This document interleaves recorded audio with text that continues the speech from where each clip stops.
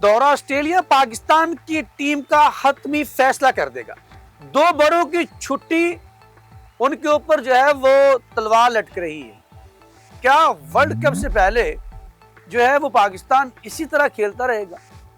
दौरा ऑस्ट्रेलिया के अंदर कौन से खिलाड़ी जो है वो टीम से बाहर हो सकते हैं? दो नौजवान खिलाड़ी जो है उनकी एंट्री जो है उनके ऊपर तलवार की तरह लटक रही है। अस्सलाम वालेकुम दोस्तों, मैं अखलाक सालिक आपके साथ आपको खुश आमदीद कहता हूँ। आप देख रहे हैं हमारे यूट्यूब और फेसबुक चैनल। नाज़रीन, दौरा ऑस्ट्रेलिया के लिए पाकिस्तानी स्क्वाड का ऐलान सामने आया और इसमें दो तीन खिलाड़ी बड़ी हैरानकुन तौर पर उनकी वापसी हुई है। और यहाँ पर ये क्या मापने का पाकिस्तान को मौका मिल जाएगा कि पाकिस्तान ने जो 15 की टीम का ऐलान करना है उसके अंदर क्या शाहीन की फिटनेस, बाबर आजम की परफॉर्मेंस और फिर वसीम जूनियर की फॉर्म जो है क्या उसको परखा जा सकता है? और क्या उस्मान तारिक के ऊपर अभी भी तलवार लटक रही है या फिर जो है वो कंफर्म जो है वो हिस्सा होंगे? इतने बड़े स्पिनर्स के साथ, ऑलराउंडर्स के साथ वो किस जगह पे सेटल होंगे? और बाबर आजम अगर फॉर्म नहीं दिखाते ऑस्ट्रेलिया के अंदर यानी इस सीरीज के अंदर, तो फिर उनके साथ क्या किया जाएगा? शहनशाह अफरीदी फिटनेस तो बाज़ाहिर उन्होंने टेस्ट पास कर लिया है, लेकिन ये टेस्ट जो है क्या उनको इस मैच के अंदर जो है वो रिदम में वापस ला पाएगा? अगर वो रिदम में नहीं आते तो पाकिस्तान के लिए बहुत बड़ा खतरा भी हो सकता है। फिर उनके लिए जो खतरा है, पहले हार्सरॉफ को फारिग कर दिया गया है और यहाँ पर जो है वो वसीम जूनियर की जो एंट्री है ये भी किसी बड़े, जिसे कहते हैं कि खतरे से कम नहीं है बड़ों के लिए। नाज़रीन, सबसे पहले इस स्क्वाड के ऊपर नजर डालते हैं ताकि हमें समझ आए कि कौन से खिलाड़ी जो हैं वो टीम के अंदर आए हैं और फिर बाबर आजम जो है वो प्लेइंग 11 के हिस्सा बनेंगे और फिर वहां पर अगर वो वन डाउन की पोजीशन के ऊपर परफॉर्म करेंगे। लेकिन ये भी सवाल है क्या उनको वन डाउन की पोजीशन के ऊपर खिलाया भी जाता है या नहीं खिलाया जाता, ये भी सवाल है। लेकिन सबसे पहले स्क्वाड के ऊपर नजर डालते हैं, फिर आगे बढ़ते हैं, फिर आपको बताएंगे कि कौन से खिलाड़ी जो है बड़े खिलाड़ियों को फारिग करने का भी सोचा जा सकता है। यहाँ पर हमारे कप्तान सलमान लियागा जो है वो कंफर्म है, वो ऑस्ट्रेलिया का दौरा हो या फिर जो है वो वर्ल्ड कप, ये टॉप के ऊपर आपके सामने मौजूद होंगे। तो नंबर 2 के ऊपर जो है वो इब्रार रहमान जो है उनको बताया जा रहा है, लेकिन मैं आपको बैटिंग के लिहाज से बताता हूँ। यहाँ पर सलमान लियागा के बाद जो है वो साहबजादा फरहान है, साइम अयूब है, साइम अयूब के बाद आपके पास जो है वो बाबर आजम, बाबर आजम के पास बाद फ़ख्र ज़मान के बाद जो है वो ख्वाजा नाफे आए हुए हैं, ख्वाजा नाफे, उस्मान खान, फिर आगे चले जाते हैं तो वहाँ पर जो है वो हमें दिखाई देते हैं ऑलराउंडर्स के एक भरमार। वहाँ पर शादाब खान जो वाइस कप्तान बनेंगे, जिनका बाकायदा अनाउंस किया जाएगा उनको वर्ल्ड कप के अंदर।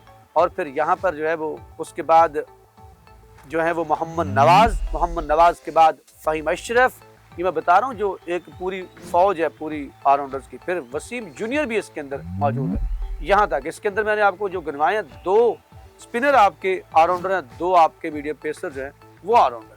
फिर आ जाते हैं हमारी फास्ट बॉलिंग के ऊपर। हमारी फास्ट बॉलिंग के अंदर शहनशाह अफरीदी यहाँ पर लीड करते हुए दिखाई देंगे आपको पाकिस्तान को। फिर सलमान मिर्जा हैं, सलमान मिर्जा के बाद नसीम शाह हैं, ये आपके फास्ट बॉलर हैं। आपके पास जो 2 स्पिनर है वो रेगुलर, वो इब्रार रहमान और फिर साथ जो है वो उस्मान तारिक है। इस तरह से पाकिस्तान की टीम ने ये टीम सेलेक्ट की हुई। ये 16 रुकनी टीम का ऐलान किया गया, लेकिन आपको जो अलाउ होगा वर्ल्ड कप के अंदर वो आपने 15 रुकनी टीम का ऐलान करना है। यहाँ पर कौन एक जो है वो बाहर जाता है? क्या वसीम जूनियर जो है वही रिवायती तौर पर उनको बाहर बिठा दिया जाएगा इस सीरीज के लिए उनको साथ रखकर, या फिर वो किसी बड़े की जगह ले पाएंगे? ये बड़ा सवाल है, क्योंकि हारिस रऊफ को फारिग करना वो इस बात की तरफ इशारा है कि अगर शहनशाह अफरीदी जो है वो टीम के अंदर जो है वो परफॉर्म नहीं कर पाते या फिर वो रिदम में दिखाई नहीं देते, अपनी फिटनेस को उस तरह से जिस तरह से उन्होंने टेस्ट पास किया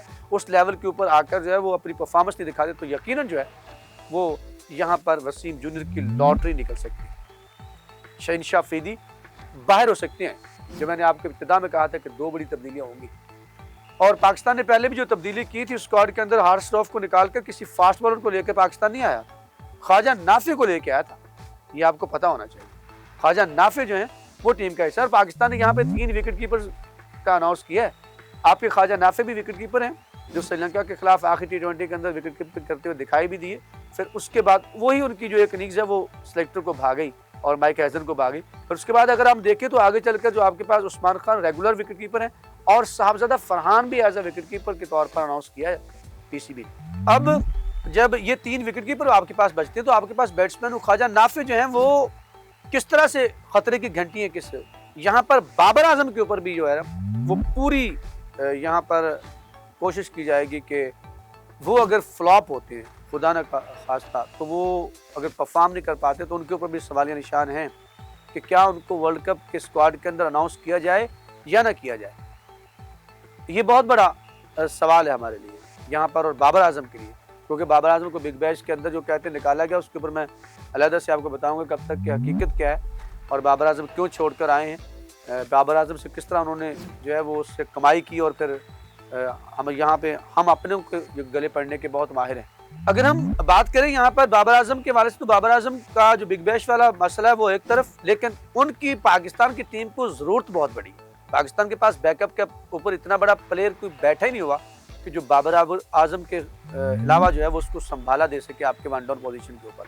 सलमान लियागा क्या वन डाउन खुद आते हैं, क्योंकि आखिरी T20 सीरीज जो श्रीलंका से हुई थी उसके अंदर उन्होंने आखिरी T20 के अंदर जिस तरह से बैटिंग की थी वन डाउन के ऊपर आकर, तो वो भी एक लोगों का हमारा यही है कि हम एक चीज़ को देख कर जो है उसके पीछे पड़ जाते हैं। तो कह दिया जी बहुत बड़ा बैट्समैन है, उसकी तारीख उठा के देख लें तो वही एक इनिंग्स है जो उसने वाकई T20 के मिजाज के मुताबिक खेली है। लेकिन देखना ये है कि श्रीलंका का जो वहाँ पर कंडीशन है उसके अंदर बाबर आजम फिट आते हैं या फिर ख्वाजा नाफे को रख कर वसीम जूनियर को डालकर पाकिस्तान एक और तजर्बा करने भी जाएगा वर्ल्ड कप, क्योंकि हमने यहाँ पर नहीं, हमने वर्ल्ड कप के अंदर भी तजर्बात करने हैं। आप ये देख लीजिए, आपको कुछ नहीं पता, लेकिन दूसरी तरफ जिसका हम मुकाबला करते हैं वो हम देखें तो इंडिया जो है उसने रात 208 रन का हदफ 15.2 ओवर में पूरा किया और शायद हम पूरे 20 ओवर के अंदर भी 208 या 9 नहीं बना पाते। और फिर किसके खिलाफ बोला? श्रीलंका के खिलाफ, सॉरी न्यूजीलैंड जैसी टीम के खिलाफ। तो यहाँ पर नाज़रीन बड़ा सवाल यह है कि पाकिस्तान किस एक खिलाड़ी को बाहर करेगा? क्या शहनशाह अफरीदी अपनी फिटनेस बरकरार रखकर और परफॉर्म करके जो है वो वसीम जूनियर को बाहर रख पाएंगे या फिर उनकी जगह पे वसीम जूनियर आ जाएंगे? ख्वाजा नाफे जो है वो टीम का हिस्सा होंगे, बाबर आजम भी होंगे या फिर जो है वो शहनशाह अफरीदी भी होंगे, फिर किसी नौजवान को कमान देनी पड़ती है। ये आने वाला वक्त बताएगा, चंद दिन बाकी हैं। तो नाज़रीन आपने ये बताना है कि आपके नज़दीक इन 16 में से जो मैंने आपको टीम गिनवाई है कौन से खिलाड़ी को बाहर बैठाकर पाकिस्तान के स्क्वाड का ऐलान कर देना चाहिए। कमेंट सेक्शन आपके लिए वहाँ जाकर अपने ख्यालात का इजहार कीजिएगा, हमें रहेगा आपके फीडबैक का इंतज़ार। अब तक के लिए इतना ही। यहाँ पर मुझे अखलाक सालों को अपनी पूरी टीम 94 और मेरे कैमरामैन फ़हीम सदीकी के साथ दीजिए इजाज़त। अगर ज़िंदगी ने साथ दिया तो आपसे मुलाकात होगी, तब तक के लिए अल्लाह ने के बाद।